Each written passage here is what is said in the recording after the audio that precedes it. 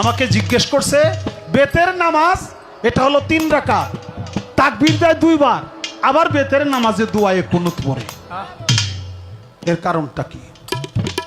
আমি এখানে একটা গান গাবো, তারপরে আস্তে আস্তে আমি বলতে চাই বিষয়টা এরকম, বেতের নামাজ 3 রাকাত কেন?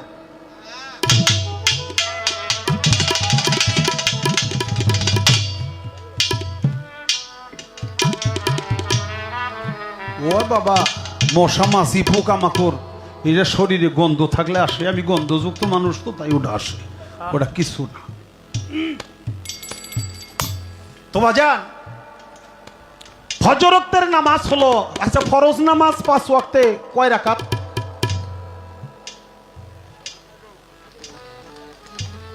আপনি তো মুক্তিযোদ্ধা শিল্পী মানুষ, পিসাব মানুষ কইলেন, এরা কেউ তো মুখ খুলে না।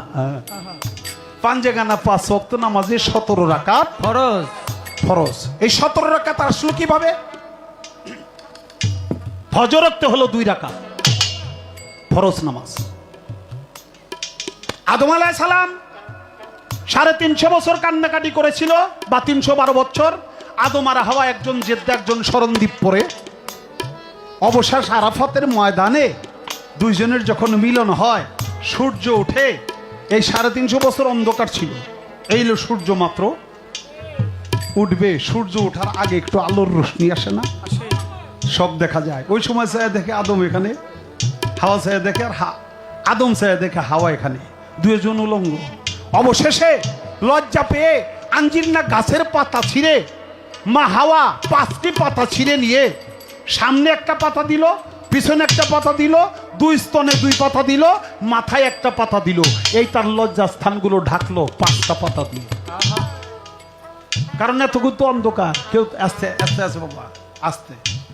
আমি গোসলখানা দরজা আটকাইয়া ল্যাংট হয়ে গোসল করি না কাপড় বইরে গোসল করি, এটা কেউ দেখে না? আল্লাহ সব দেখে নাকি? আল্লাহ দেখে। আল্লাহ, আমি কাপড় পরে থাকলে আমার নিচে গিয়েছে কাপড় দেখে। আল্লাহরে লজ্জা পাওয়ার কিছু নেই, মনে রাখবেন একটা কথা, কারণ আল্লাহ আমার ভিতর বাহির সব জানে, সব দেখে, ওটা লজ্জা পাওয়ার কিছুই নেই। আমি কাপড় পরে থাকলে আমার কাপড়ের তলে গিয়েছে, ওটা আল্লাহ দেয়, এটা লজ্জা পাওয়ার কিছু নাই। কিন্তু আল্লাহর মানুষেরা, আমি কাপড় পরে থাকলে আমার কাপড়ের নিচে লজ্জা স্থান দেখে না, এই জন্য মানুষদেরকে লজ্জা পাইতে হয়। 350 বছর উলঙ্গ ছিল 2 জন, কোনো লজ্জা নাই, কারণ অন্ধকার, কাপড় চোপড় পরে নাই।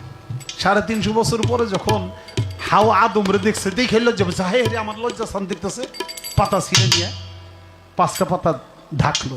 আর আদমও হাওয়াকে দেখলো, দেখে বলে হায় আমার লজ্জা স্থান দেখে, সেও 3টা পাতা ছিল, একটা সামনে, একটা পিছনে, একটা মাথায়, 3টা।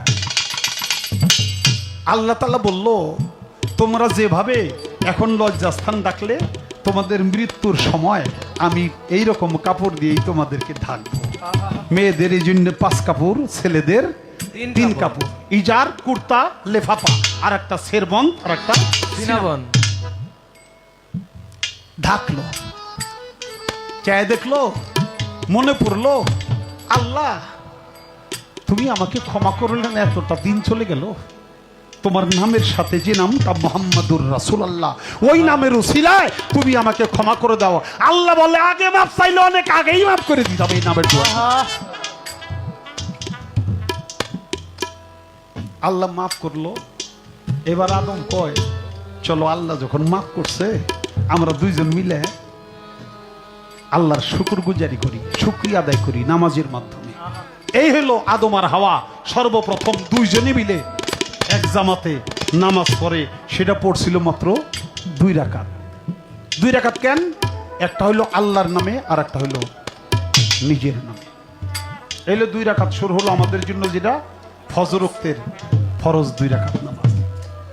জোহর ওয়াক্ত, ফজরের পর আসে আসর, জোহর, ফজরের পরে আসে জোহর। জোহরে পড়লো 4 রাকাত কেন? ইউনুস নবী মাছে তারে গিলে ফেলাইছিল, 40 দিন পর্যন্ত মাছের ভিতরে থাকলো। আল্লাহ দোয়া ইউনুসের মাধ্যমে তাকে মুক্ত করলো। আপনি বিপদ আপদে পড়লে দোয়া ইউনুস পড়বেন, এটা আল্লাহর শিক্ষা। দোয়া ইউনুস, লা ইলাহা ইল্লা আনতা সুবহানাকা ইন্নী কুনতু মিনাজ জালিমিন। এই দোয়ার মাধ্যমে আল্লাহ তাআলা তাকে হেফাজত করে। মাছে উগরাইয়া দিল বালুর চরে, শরীর তো গা হয়ে গেছে, কারণ মাছের ভিতরে তো 40 দিন। হায় হায় আল্লাহর কুদরত, 40 দিন পর্যন্ত মাছের পেটে রইল, মাছ তারে হজম করতে পারলো না। এটা কি আল্লাহর কুদরত না? এবার আল্লাহ তাআলা আল্লাহর জিবরাইলের মাধ্যমে বেহেশত থেকে একটা দানা এনে মাটিতে গাড়ে, বেহেশতি সবজি, নাম জানেন তার? আমরা যত